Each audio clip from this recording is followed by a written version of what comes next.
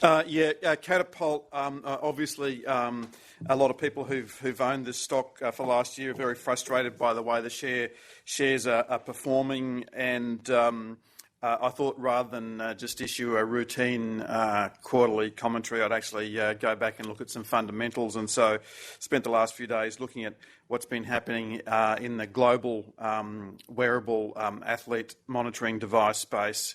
And look at what's happening with their competitors to see if there's any sort of fundamental change in the marketplace that would explain why the share price has been falling. But I've pretty much reached the conclusion that really nothing has changed, and I think that the share price fall we've seen is just simply as a result of having Goldman Sachs do a $100 million share placement, mostly to US institutions. As well, we also had the disappointment about the management adding $5 million to costs late last year, which cheesed some people off, but that's not enough to explain why the share price has been drifting.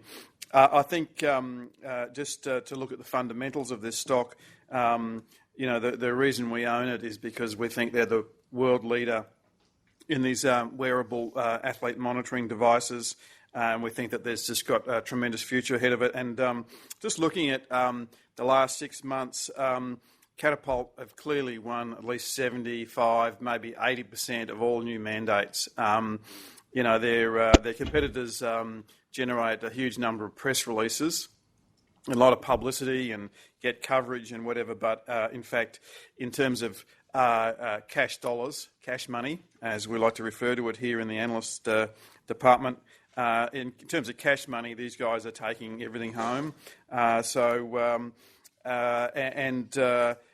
These contracts they sign are long-term contracts. This is recurring annuity income. So if we look at them a year ago, their recurring annuity income was less than $15 million. By June 30, it'd be nudging 50. So just to give you that again, a year ago, 15 annuity income. This year, 50. And that doesn't include any league-wide deals. They're negotiating league-wide deals with at least 6 different leagues at the moment. They're not disclosing what they are. But for your convenience, I baked one earlier. And there's a little table there in my report today on page 4, which looks at the leagues where Catapult is already sort of embedded with a large number of the teams, and so therefore has a greater chance of winning a league-wide deal, and what the upside would be there if they just converted from, say, having 50-60% of the teams in the competition to 100%.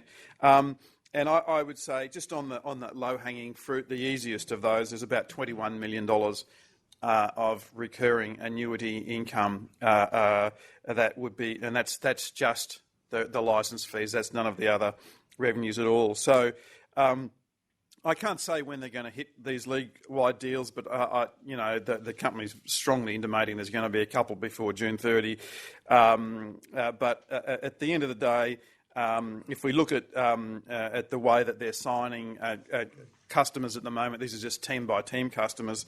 This company is actually performing really well. The share price is not reflecting the potential of this business or its track record, and so therefore we're maintaining our valuation for 32, and that's our price target, and we think that the stock will come back into favour once they've announced a couple of league-wide deals and it's back in popularity again. So maintaining our view on Catapult, and I think that for people who are prepared to wait a year or two, this is going to be a great performer.